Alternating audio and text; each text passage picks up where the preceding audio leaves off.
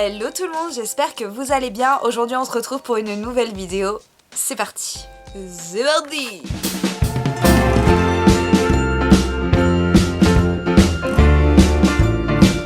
J'ai une allergie de ouf les gars, vous vous rendez pas compte, mais c'est horrible. Donc dans cette dernière vidéo de cette série, on va parler de zéro déchet puisque on peut aussi faire du zéro déchet pour la rentrée. La première astuce que je pourrais vous donner pour cette vidéo, c'est tout simplement de faire un tri dans ce que vous avez déjà. Qu'on achète 8 milliards de stylos, de surligneurs, de gomme, de colle, je sais pas. Si vous avez des enfants, ils doivent en avoir certainement encore en stock. Alors au lieu d'aller tout simplement racheter comme chaque année, essayez d'abord de voir dans ce que vous avez et après on achète. Dites-vous que en plus de réutiliser les choses et du coup de ne pas les jeter, ça va vous permettre de réduire vos coûts pour la rentrée. Deuxième astuce, une fois qu'on a fait le tri, si on doit quand même acheter des choses, essayez de les acheter en vrac. Oui, je parle de vrac, vous allez me dire, on parle pas de graines ici, mais ou de pâtes ou de ce que vous voulez. Pas du tout, en fait, maintenant, par exemple, je crois que c'est à Auchan qui font ça. Vous pouvez acheter vos stylos à l'unité, vos tubes de colle à l'unité, vous pouvez acheter vos gommes à l'unité et tout ça sans plastique autour. C'est-à-dire qu'il n'y a vraiment aucun emballage, vous pouvez acheter exactement la quantité qu'il vous faut. Troisième astuce, c'est tout simplement d'acheter des choses réutilisables. Par exemple, vous pouvez acheter des stylos où il suffit de mettre à l'intérieur une recharge et sans jeter le stylo en entier, il y a juste la recharge à jeter et à changer.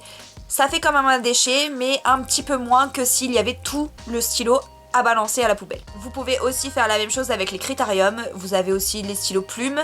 Quatrième astuce, tout simplement, achetez-vous une gamelle en verre ou en inox ou achetez-vous une bouteille en inox ou en verre à transporter partout avec vous plutôt que d'avoir des choses en plastique à transporter ou d'acheter des bouteilles de 50 centilitres en plastique et les jeter juste après utilisation. Puis c'est toujours pareil, c'est un coût sur le tas, mais une fois que vous l'avez, vous n'avez plus besoin de le remplacer, donc ça devient plutôt rentable. Et en plus maintenant, il se vend des tout petites boîtes avec des couverts en inox à l'intérieur que vous pouvez réutiliser à votre guise, pareil pour les pailles, donc pourquoi pas se mettre là-dedans et se dire que de toute façon ça ne sera pas perdu. Le soir on nettoie, on re-remplit, on réutilise et c'est tout simple. Bien entendu, si vous avez déjà des choses en plastique, ça ne sert à rien de les jeter. Au contraire, vous allez créer des déchets pour rien. Gardez-les jusqu'à ce que vraiment vous ne puissiez plus les utiliser.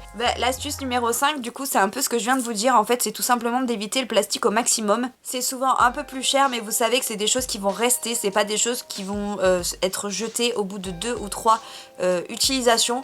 Donc vraiment, c'est un coût au démarrage, mais vous savez que ça va être rentabilisé au fur et à mesure. Ensuite, pour la 6e et dernière astuce, c'est tout simplement un truc tout bête, mais de vider sa boîte mail.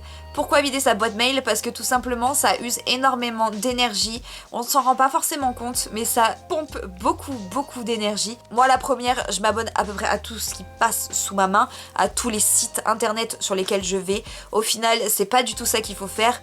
Il vaut mieux sélectionner vraiment ce qui vous intéresse le plus et de vous désabonner à tout le reste. Ça prend du temps parce que souvent on laisse des millions et des millions de mails pourrir dans notre boîte mail, mais au final si on le fait un peu tous les jours et qu'on essaye de rattraper son retard un peu tous les jours, ça peut être pas mal de se désabonner aussi un petit peu chaque jour. Pour finir cette vidéo, j'avais envie de vous donner une astuce en plus. C'est une astuce toute simple, c'est-à-dire que, je suppose que tout le monde connaît Google, maintenant il y a des alternatives qui existent de moteurs de recherche et qui permettent tout simplement de faire du bien à la planète. Vous avez par exemple, il me semble, un moteur de recherche qui permet de donner à manger aux animaux, à des animaux dans les SPA. Vous avez Ecosia, qui est, je pense, un des moteurs de recherche écologique les plus connus, qui permet de replanter des arbres. Et en fait, si vous commencez un peu à chercher sur le net, vous allez en trouver plein. Sûrement trouver celui qui vous parlera le plus. Ça peut permettre de faire du bien à la planète, ça peut permettre de faire du bien à des animaux. Alors franchement, n'hésitez pas, essayez, et puis au pire, il y a toujours Google. Voilà tout pour cette vidéo, j'espère qu'elle vous aura plu. C'était la dernière vidéo de la série Back to Work. J'espère que ça vous a plu.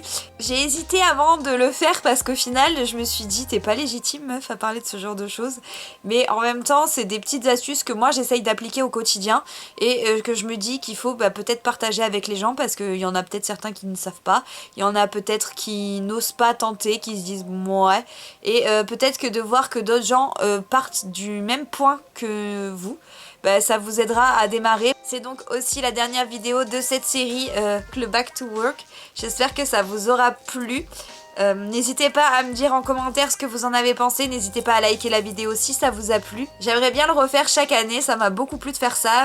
Donc j'attends vos retours avec impatience. Et de toute façon, on se retrouve comme d'habitude à partir de maintenant tous les mercredis et tous les samedis pour une nouvelle vidéo. En tout cas, n'hésitez pas à vous abonner si ce n'est pas encore fait. Moi, je vous embrasse très fort. Je vous dis à très vite pour une nouvelle vidéo. Ciao, ciao. Tchuss.